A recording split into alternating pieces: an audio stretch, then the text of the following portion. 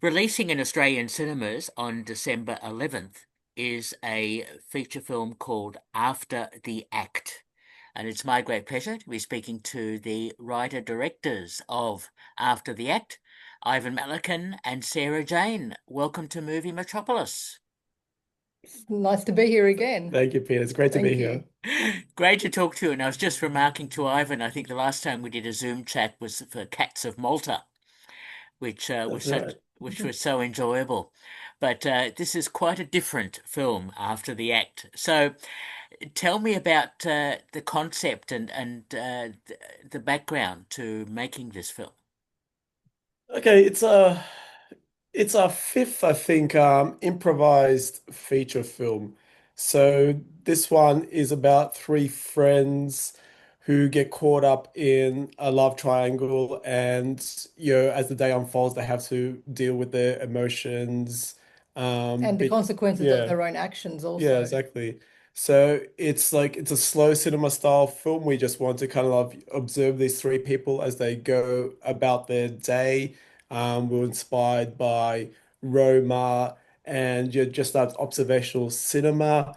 And yeah, we've been doing improvised films for a long time. So as I said, this is our fifth one. So we don't actually work from a script. We just have a story outline and we let the actors, find the dialogue on the day. We also did want to work with Jacob also because we had Jacob Lefton in the film, and he's an American actor based in Berlin who works with improv, and we had him in mind for another project, a previous one, but he didn't quite fit the look that we were after, and we knew we wanted to make a film with him. So when this came up, the idea, we thought, okay, let's Mhm. build this in Berlin and let's do this with Jacob. So we really wanted him in that role. How interesting to hear that. Yeah. Mhm. So, as you say, it's an improvised film, but it has a story outline and it has a concept behind it. That's not always easy to put together. Tell me about how you went about, or what was were there any predisposing issues, factors, whatever, that influenced the story? This is not our first rodeo when it comes to doing improvised films. We fell back in love with filmmaking when we stepped away from the traditional methods of making films back in 2017 before we left Mhm. Australia Yeah. with Friends, Foes, and Fireworks, which we shot in 24 hours using improvisation. And that taught us a lot about how we wanted to work as directors together to make improvised Mhm. films. So from that time, we kind of built a structure that helped us get through the improvised process, which is more based on Joe Swanberg's kind of approach, where he works off, he builds a skeleton, and that's what we do as well. We build the scenes that we want to do with our actors, we want to play out with our actors. So we know what the drama is, and we let the actors build the characters, and they bring to life the flesh because we've already provided the bones. Yeah, it used to be more challenging when we first started, especially continuity used to be an issue because no take is ever exactly the same. It could be like difficult to actually match stuff in the edit. But the more we've done it, like we cover things with two cameras. We spend more time actually in rehearsals before we shoot. So yeah, we don't want to sound arrogant or anything, but like, we kind of started ironing out any issues that we used to have with the improvised process, like, by this stage. So yeah, it was a very enjoyable shoot, a very smooth shoot. Yeah, the good thing about having, we had a bit of a bigger team for this one. Usually we work, like last time when we did Friends, Foes, and Fireworks, which was in 24 hours, we had a smaller crew. And we've Hmm. done that before with our previous films we shot a few years ago. It was just me and Ivan as the crew with just makeup. But with After the Act, we had associate producer, we had makeup, and we also had a few other people. We had DP sound, of DP, which course. we didn't have. So this time we went a little bit bigger, a little bit, I say, because there was probably like eight of us instead of three of us Hmm. as crew. So, but we've just developed this process and it's working for us. So, yeah, and we love doing it. It's very fun to work with the actors and we like working this way. Oh, very well done on that. And I was just wondering if there were any real situations or anything that may have prompted the story. It was actually based on an old short film of ours called Goose and Gander. So we filmed that, I think, back in In 2019. Zagreb, in our Yeah. small Zagreb apartment. Yeah, so like, and it was the same storyline, like, a couple, the man cheats with a friend, and then like the woman actually declares like she's going to go out and like have sex with someone also, and we just wanted to we left the short film there, and then we just started thinking, okay, well, what actually happens next? Like what will be the reaction that this character's going to have if she actually goes through with it? Will she actually go through with it? So that's just something we wanted to explore. So it was just the development like of this short film to take it further. Okay, how interesting. Now, it's always a challenge to find the right actors to portray the roles. Tell me about Mhm. the challenges you faced in finding these three very good actors. Well, firstly, as Sarah mentions, we had Jacob playing Sam, one of the leads. He actually auditioned for a previous film of ours. We didn't think he quite had the right look, but we kept him in mind because he had a lot of improvisation and experience. So we actually approached him like, "Do you want to play Sam?" And he was, open to it, and it was great to actually work with him. In terms of the lead Maya, we auditioned across Europe, like just on casting websites. We had a lot of very good applicants, and we did actually have to do like callbacks. It came down to like two actors, Laura, who ultimately got the part, and like one other actress from Ireland.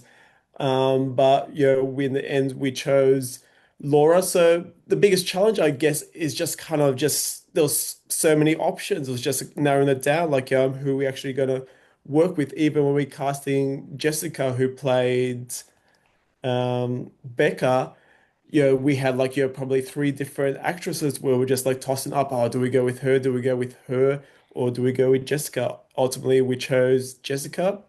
We believe we made fantastic choices because they all have great chemistry on screen. But yeah, the biggest issue is, I don't know, I feel sorry for actors because there's just so much competition. Every single role, there's just so many choices. I think that's what's different from our previous improvised work. We've usually just worked with actors that we already know, like with Friends, Foes, and Fireworks. These were actors that we already knew in Melbourne. But now that we're in Europe and we don't have that network of filmmakers and those people, we can go, hey, do you want to make a film together this weekend? We're going to film it in a night. We're just like, okay, now we have to find a way to go out and we have to have use our instincts a little bit more too, because we have to say, is this going to be the right person? Because they could really not bring, what we need for improvisation on the day, or they might not be comfortable with doing improvisation, even though they say they are. They might not have a lot of experience doing it. And lucky with us, I think Laura was It was her first film her role. first film role, Laura. So, and she nailed the improvisation and she looked wonderful on screen and her acting was very realistic and her emotions were right on point. So there's a lot of trust you have to put in your actors when you tell them, okay, we're going to just do this improvised, and we have to build a lot of trust with them, not just early on. It has to feel right when we talk to them, because obviously we're talking to them over the screen and saying, do you want to do this with us? And asking them, to commit to something that's pretty big. And then, yeah, I don't know where I was going with that, but what I was saying was, yeah, we took a bit of a chance with this because we were casting with people we didn't know, that's the difference, I think, in our work over the Mhm. years since leaving Australia. Okay, very interesting. So tell me, how long was the shoot and how many takes did it take to get it all right? Well, it was actually split up into two parts. The initial shoot was only 4 days. We don't usually do too many takes, maybe two or three per scene. So we're pretty quick on the They day. can be quite long takes too Yeah. sometimes. We tend to do like longer takes, and we kind of know what shots we want beforehand. So it's not like we're not just going to shoot wide, medium, close-ups. We kind of have idea like a there's a part where like Becca comes to visit Sam, and the camera was just focused on a beer bottle, and like Becca actually entering like was out of focus, and you see Becca actually hugging Sam, and the whole shot is just focused on the beer bowl. You can tell what's happening in the background, but we never actually like racked focus to the actors, It helps and if you have a good yeah, DOP. and that's the only shot we done for that scene because like Yeah. we know, oh, that looks good, like that's what we're going to use the edit. There's no need to like go film more coverage, so we can be pretty quick like that. And Dennis is quite experienced as well. Yeah, He the was working DP. in, yeah, the DP. He was working in LA Hmm. originally, so he was really good with that. We didn't do a lot of like cutaways. Yeah. We just got it done. So it was only 4 days initially back in 2023, but then when we started editing, we felt we want to expand the story actually more. Like we want to add more of Becca in there. There's a part where she actually meets her friends in a cafe, and that was in the initial outline that we shot back in 2023. So we actually went back in 2024, the next summer, and added more scenes. We So also wanted to see what Sam was doing yeah, too during the so time, so we added the bike scenes. overall it was a 6 day shoot, but spread over 2 years. How interesting to hear the process. It's always quite fascinating. Now, I recognize Berlin, of course. I mean, I've been to Berlin several times, and I recognize some of the streets and some of the locations. So, tell me about shooting in Berlin and in that apartment. Oh, what to say about the apartment? It was really big and really expensive, very Berlin style. Yeah, Well, it's awesome for the shoot because it has like really high roofs, lots of room to actually put the camera right back and get nice, you know, background depth of field. yeah, So we did light it it was up this awesome. time too. But we got in trouble at the end. Like she said like that we damaged her couch. We actually didn't, but so yeah, we had to like pay extra for No, she cleaning and wanted to stuff like that. dry clean the couch and the Yeah, carpet. I don't know what she thought we were doing on the couch and the carpet, but yeah, she charged us a hefty bill for that. yeah. So. Even though we told her we were filming and she agreed. But yeah, so it's not the first time that we've actually filmed in Berlin. So we actually had connections there. Like our sound recordist Alex, we worked with him back in 2020 for a feature called Incorporate. Our associate producer Laura Lukic also, yeah, we worked with her previously. So She's a documentary filmmaker. yes, she was great, just organizing, like helping to organize locations and organizing like the catering and all the little stuff that we don't know about Berlin. The problem with Berlin, we had some days that were a bit colder, and then we have some days which were warmer. The humid day when we did the cafe scene where Becca's walking across the tram track, it actually started to rain. So I was pulling Dennis across and Nestor. I'm like, quick, it's raining, the camera's going to get wet. And we're like, he's walking backwards with the camera following her, and it was drops of rain, but it was really humid that day. It was really warm, but there was drops of rain coming, and I was like, oh my goodness. And then previous to that, we had colder days. So that was the problem. Like, it was a bit like Melbourne. It reminded me of Melbourne. Like, sometimes we're taking the jackets off, sometimes it's thin jackets. So that was working in Berlin, the sun. I think the elements when you work outside. Mm. Anything else? And it was summer too. Yeah, Yeah. yeah, you still can't rely on the weather though in Berlin. Yeah. Mm. Again, so interesting. Now, I was wondering as I was watching the film, the emotional journey that the three actors people go through. Did you contemplate different endings, different conclusions to the story, or was that pretty much set in advance about where the trajectory of the three people's lives would go? With this one, we knew what was going to happen, right? It's a bit open ending for Sam. We're not going to give it away too much, but No. we don't really know what happens to Sam and Mia at the end. Mm. But Becca, I think Becca does the situation doesn't really change much. Like she just still in The Becca scene where she's by herself in her own apartment, and that actually was added that back. was added, Yeah, that yeah, was added like the year later. So that because of was that, yeah. an addition to the script. So her ending actually did change. Because her story, because Yeah, we her didn't story have was we expanded. didn't have a whole story like that in the fight in the first Yeah. game, but that's the only kind of But yeah, we did leave a fairly open ended because that's life. There is kind of like no real there's no ending. Like there's death, but like you don't know what's going to happen like the next day. And like with Sam and Mia, we want to let the audience decide like do these like people stay together? Are they going to get through it, or is this the end of the I relationship? was also going to say Becca is very like multifaceted as well. I think if you watch the way she moves through the story, you'll notice that you have to figure out is like both of them are they good or bad people, but Becca especially like there's a lot of underlying things you have to watch about Becca, which I find is very interesting after watching it so many times. I was like, okay, like I'm glad that we added her story in because I think she adds a lot of layer and a lot of Mm. nuance to personalities and characters. Okay, really well done. Tell me about the use of music in the film, which I found quite interesting. You can talk about that. Yeah, so I worked with an Italian composer for, Davide. Davide for this film. And yeah, we wanted to keep the music like fairly low key. Never wanted to like overpower anything that's happening on the screen. So the score was fairly minimal. But like the parts the scenes where he does actually add score, I think it just adds that kind of extra layer of emotion. So it's a really low key, subtle but beautiful score. And we only had like two songs that we actually used, and they're both from an American artist. On the spot, I actually forget the name, but I know one of the songs is called Gray, and it's a song that we play like in the club scene also. And I just, I love kind of like the pop, a bit of pop music, but like your indie pop music. And I was just browsing like your Spotify one day, and I came across her work, and I thought these are actually like your really beautiful songs, and I want to incorporate into the film. I approached her, explained like we're indie, but she was happy to collaborate and like let me use the songs for the film, and like I think they're like both really powerful little pieces. Speaking of that, I think the music is important as well because we have the club scene, but we're in Berlin. So we wanted to use Berlin. We were speaking about Berlin earlier, and this just came to me. Berlin is known for having different kind of relationships with people, exploring themselves and exploring different kinds of relationships and where they want to be. Because they say once you go to Berlin, you sort of change and you find yourself, or you lose yourself and then you find yourself. So that's what we were also looking at with this. And with the music, we could have went full techno, like in the club, like we did, like you would expect in Berlin at one of those really big Mm, rave clubs. But we decided to go a little bit different with the music there too, but exactly. still have the kind of vibe of Berlin in there. Mhm. Okay. Yeah, no, really interesting and well done. Tell me, how did your three actors react when they saw the final version of the film?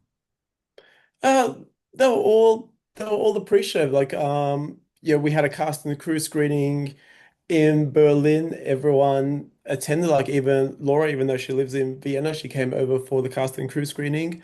So yeah, no, they all enjoyed the experience. Like we are having a chat afterwards, and they were really happy.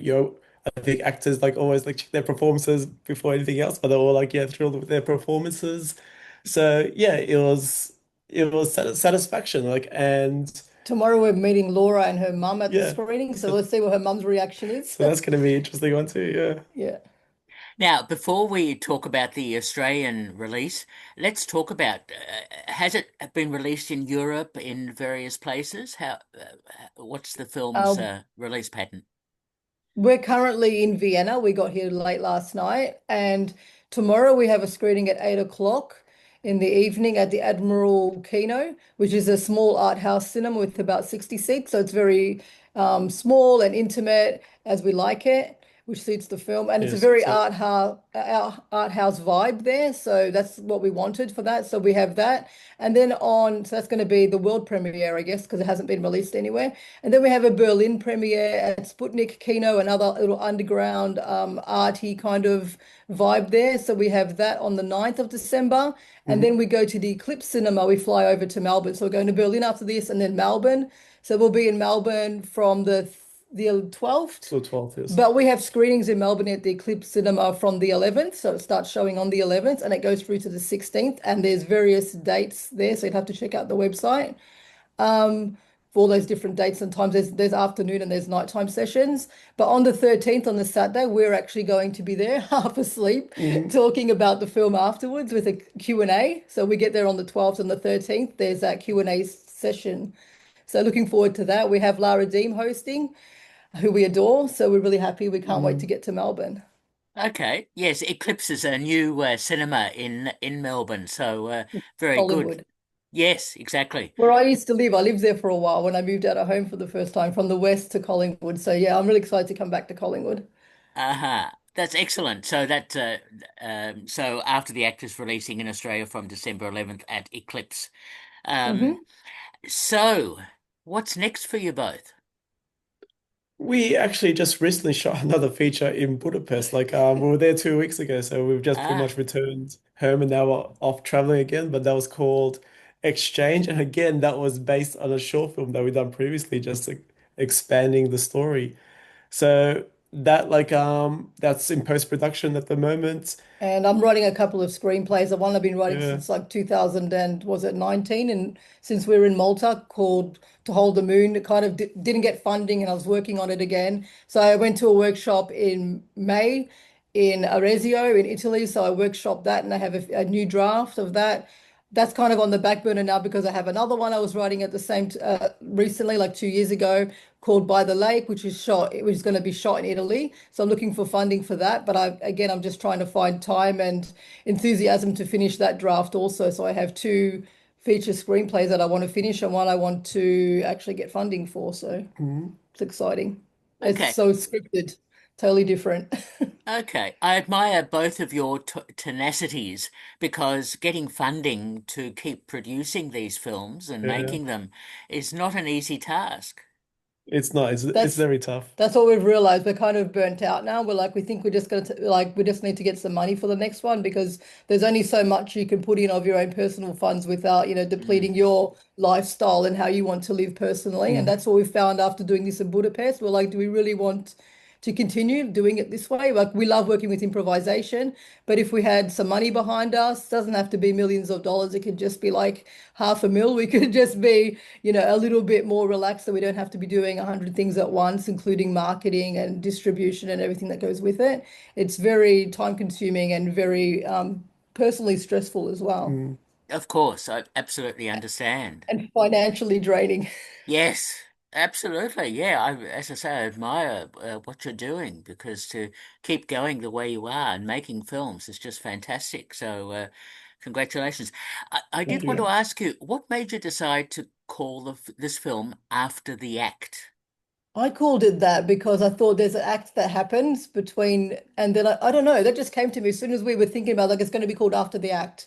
And I always thought about that's weird. Like as soon as a title comes to me, it's just that. The same with By the Lake, my screenplay. It's like it's going to be called By the Lake. Yeah. And I just stick with it. I don't know why. Even Daughter was like that. Oh, it's going to be called Daughter. And We're it's initially kind of, going to lean into like the title more, and we're going to have like your kind of Act One, Act Two yeah, we were appear going to break it up on like the Act One, screen. Act Ah, Two. But then we thought, oh, that was like a bit too gimmicky, and we took that out. And there's actually, when you look up After the Act on Google, which I've been doing a lot lately to see our press and our marketing, there's actually a theatre play called After the Act. And I think it was after some gay rights bill or something happened in the UK. So there is some theatre play called After the Act too. So it's after the act happened, like, but ours is different. Ours like after the act of betrayal, obviously. So what happens after that? right. Okay, really interesting. So it makes sense in our context too. Yes, yes. No, no, it does. But it's always interesting to decide on a title and Mm. what's going to work well. Look, congratulations on After the Act. We've been speaking to the writer-directors of After the Act, Ivan Malekin and Sarah Jayne, releasing December 11th at Eclipse Cinema in Melbourne. Thank you so much, both of you, for talking with me. Thank you, Peter. It was a pleasure. Thank you. It was really great to talk to you. All the best. Bye bye. Bye. Bye.